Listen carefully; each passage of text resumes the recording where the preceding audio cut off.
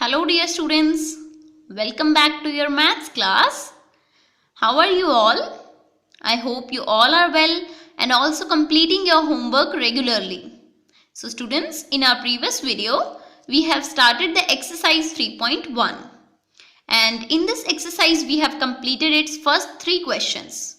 Question number 1 and 3 on your book and question number 2 on your notebook. So students, in your question number 2, you have written the names of polygons according to the number of sides.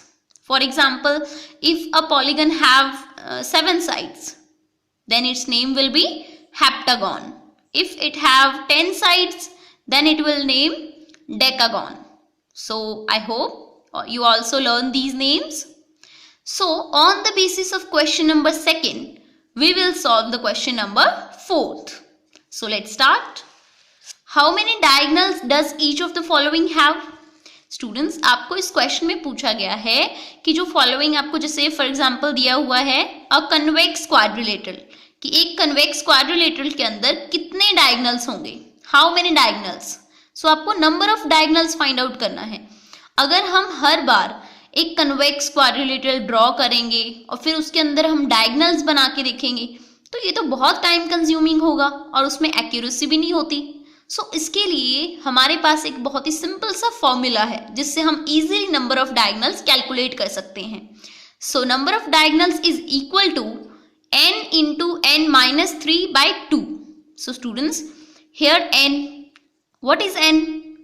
n is number of sides. So इसके लिए आपको जिस भी polygon का name दिया हुआ है उसकी नंबर ऑफ साइड्स का पता होना बहुत जरूरी है.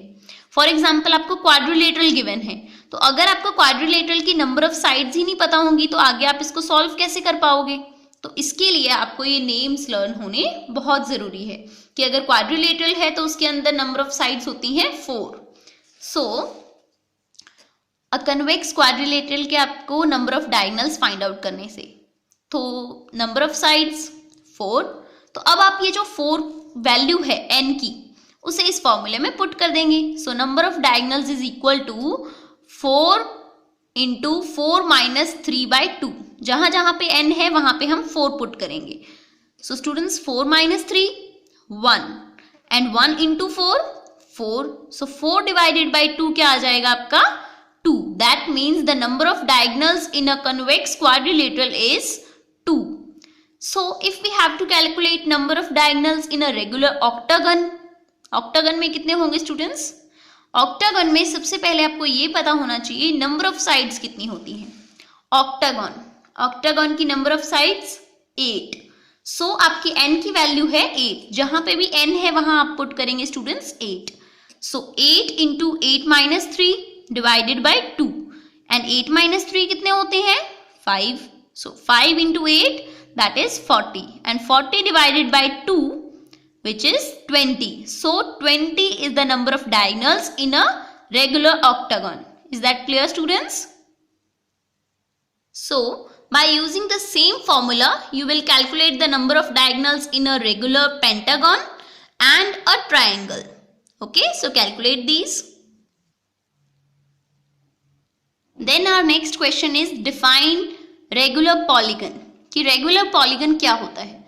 स्टूडेंट्स, हमने कल रेगुलर और इरेगुलर पॉलीगन्स किए थे. रेगुलर पॉलीगन वो होता है जिसकी सभी साइड्स और सभी एंगल्स इक्वल हों. So polygon having sides of equal length and angles of equal measures is called a regular polygon.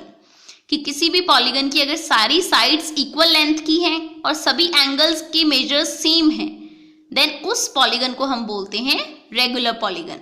Okay, then the question number 6th, what is the sum of measures of angles of a convex quadrilateral? Will this property hold if the quadrilateral is not convex?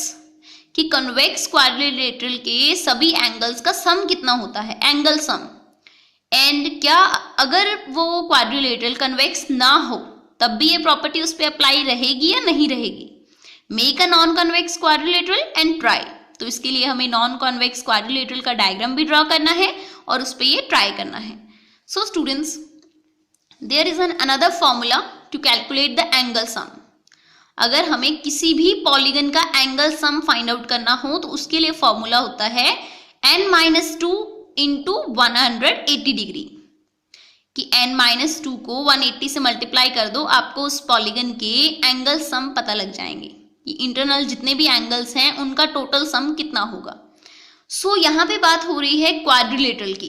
Quadrilateral में number of sides कितनी होती हैं? 4। सो यहाँ हम put करेंगे 4, 4 minus 2 2 and 2 into 180 360 degree. So the sum of measures of angles of a convex quadrilateral is 360 degree. ये आ गया स्टूडेंट्स हमारे पास एंगल सम। देन आपसे ये पूछा है कि अगर वो क्वाड्रिलेटरल कन्वेक्स ना हो तब भी 360 ही होगा या फिर चेंज होगा? क्या ये प्रॉपर्टी उस पर अप्लाई होगी?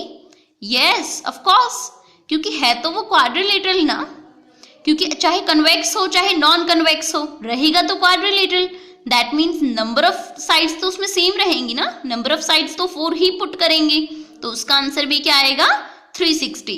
If the non convex quadrilateral then the number of then the sum of all interior angles remains 360। चाहे वो नॉन कन्वेक्स है फिर भी उसके सभी एंगल्स का सम कितना रहेगा?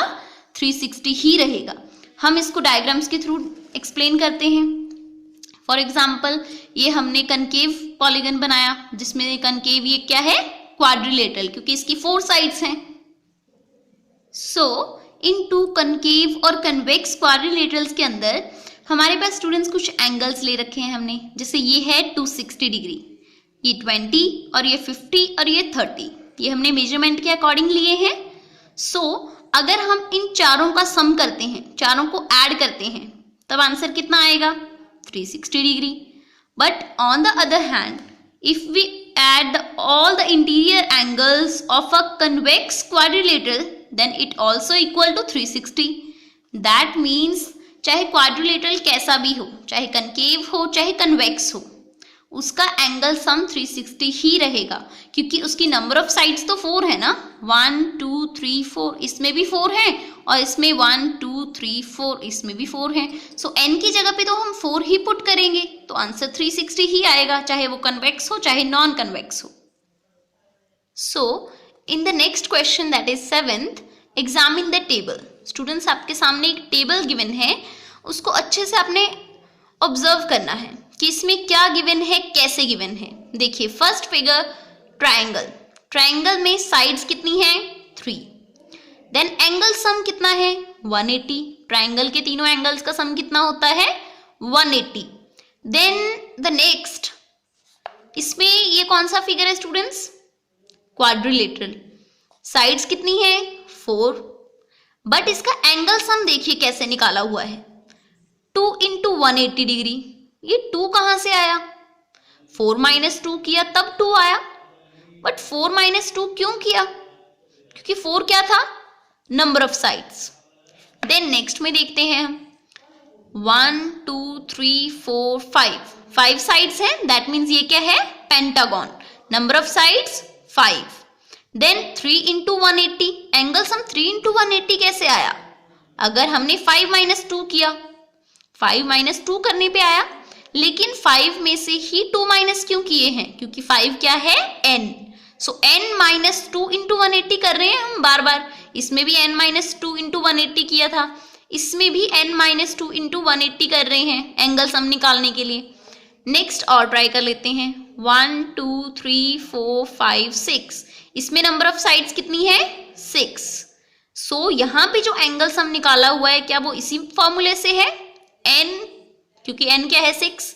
सो n माइनस 2 इंटू 180 मीन्स सभी में सेम फॉर्मूला यूज हो रहा है। सो इसी के बेसिस पे आपने अगर n 7 हो तब एंगल सम कितना आएगा वो कैलकुलेट करना है, अगर n 8 हो तब एंगल सम कितना आएगा वो आपने फाइंड आउट करना है। So on the basis of table angle sum of polygon क्या है students? n minus 2 into 180 degree. And n क्या है यहाँ पे? Number of sides. सो हमें कैलकुलेट करना था what can you say that about the angle some of a convex polygon with number of sides. अगर नंबर ऑफ साइड्स 7 हो, यानी कि n की जगह पे हम क्या राइट करें? 7, देन एंगल सम कितना होगा? सो आप एंगल सम कैलकुलेट करोगे with this formula, n-2 into 180. n की जगह पे आपने पुट करना है 7. सो 7 - 2 कितना होगा students? 5. And 5 into 180 900 degree. So किसी भी पॉलीगन का जिसकी साइड 7 होती हैं उसका एंगल सम होता है 900 डिग्री. और जिसमें 8 साइड्स हों पॉलीगन में उसका आप कैलकुलेट कर लोगे. n की जगह पे आप 8 पुट करोगे. सो 8 - 2 6 एंड 6 इंटू 180 1080 डिग्री. सो इस तरीके से स्टूडेंट्स किसी भी पॉलीगन का उसकी नंबर ऑफ साइड्स की हेल्प से हम एंगल सम फाइंड आउट कर सकते हैं विद दिस फॉर्मूला. तो आप बाकी जैसे 9 अगर साइड्स हों या 10 साइड्स हों उसके लिए भी आप अपने आप कैलकुलेट करोगे.